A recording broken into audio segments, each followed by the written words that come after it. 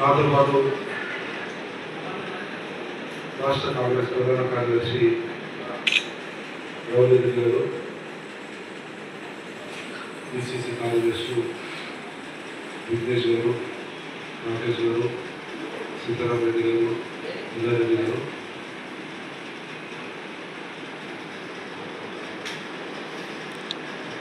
గత 2-3 రోజులుగా తెలంగాణ సమాజంలో గంభీరమైన ప్రధానమైనటువంటి చర్చ జరుగుతున్నటువంటి ఆ ఎస్సీ వర్గీకరణ విషయంలో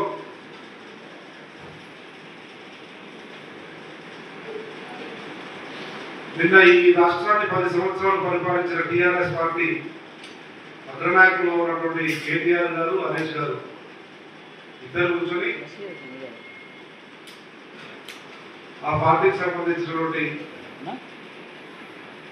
ఆ వర్గ శాసనసభ్యులు, మాజీ శాసనసభ్యులతో సుదీర్ఘమైన చర్చ చేసినట తెలంగాణ రాష్ట్రంలో అత్యధిక జనాభా ఉన్నటువంటి మాదిగలకు రాజ్యాంగబద్ధంగా సుప్రీంకోర్టు తీర్పు మేరకు న్యాయం చేస్తారు.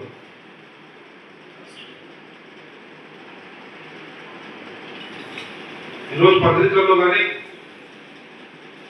మీడియాలో కానీ చూస్తే నవ్వొస్తా ఉంది. ఆ వర్గానికి సంబంధించిన ఒక మాజీ శాసనసభ్యుడిగా విచారిస్తే మాదిగలు నవ్వుకుంటా ఉన్నాం. శాస్త్రం చెప్పినట్లు 100 ఎలుకలు తిన్న పిల్లట తింటే అట్లా పోయిందట. గుర్తుండాలి, సిగ్గుండాలి టీఆర్ఎస్ లకు, హరీష్కు, కేటీఆర్కు. మాదిగల గురించి కానీ ఎస్సీ వర్గీకరణ గురించి కానీ మాట్లాడే నైతిక అర్హత లేదు టీఆర్ఎస్ పార్టీ నాయకులకు. 10 సంవత్సరాల అధికారంలో ఉండి 2014 నుంచి 24 వరకు 14 కంటే ముందు కాంగ్రెస్ పార్టీ ఇక్కడ అక్కడ కేంద్రంలో రాష్ట్రంలో అధికారంలో ఉండి ఉషా మేర కమిషన్ వేసి ఎస్సీ వర్గీకరణను చిట్ట చివరి దశను తీసుకొచ్చి ఈ సందర్భంలో తెలంగాణ ఉద్యమం రావడం వల్ల ఆగిపోయిన ప్రక్రియ పూర్తి చేయవలసినటువంటి బాధ్యత ఇక్కడ ఉన్నటువంటి బీఆర్ఎస్ ప్రభుత్వానికి, అక్కడ ఉన్నటువంటి భారతీయ జనతా పార్టీ ప్రభుత్వానికి ఉంది. కానీ 10 సంవత్సరాలు అక్కడ వాళ్ళు కానీ ఇక్కడ వీళ్ళు కానీ ఏ మాత్రం కూడా వర్గీకరణ మీద కానీ మాదిగల అసమానత మీద కానీ రాజ్యాంగబద్ధ హక్కుల మీద కానీ దృష్టి సారించకుండా ఈ రోజు ఈ పోటుగానట సుపనాథులు మా వర్గానికి న్యాయం చేస్తారట. నిన్న మీటింగ్ పెట్టుకున్న మాజీ శాసనసభ్యులంట మా వర్గాలకు పెద్ద సందేశం ఇస్తారట, ప్రభుత్వం మీద ఒత్తిడి తీసుకొస్తారట. ఉద్యోగం బుద్ధి ఉండాలి, ఆలోచన చేసుకోవాలి, ఆత్మవిమర్శ చేసుకోవాలి.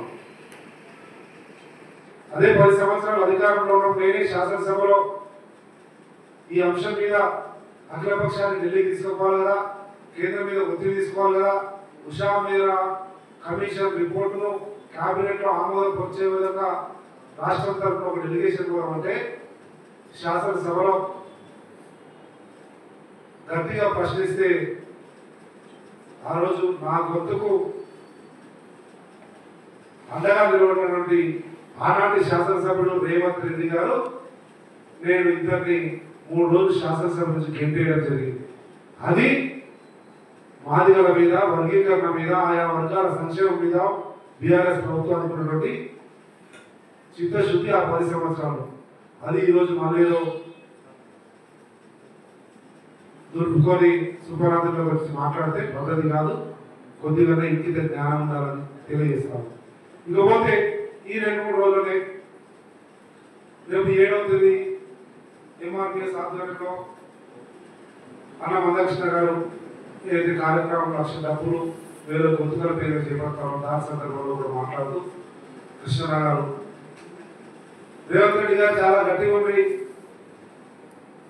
కానీ ఏదో సంశయమో, ఆందోళన, అపో ఇటో ఏదో అవుతుంది అన్నది అనుమానాన్ని వ్యక్తం చేసిన విషయం కూడా గుర్తు చేస్తూ, ఎందుకంటే తెలంగాణ రాష్ట్రంలో అత్యధిక జనాభా ఉన్నటువంటి మాదిగలు single largest caste in Telangana is Madigas. అటువంటి వాళ్ళలో అనుమానాలకు కానీ ఆందోళనకు కానీ తావు ఇవ్వకూడదు అన్నటువంటి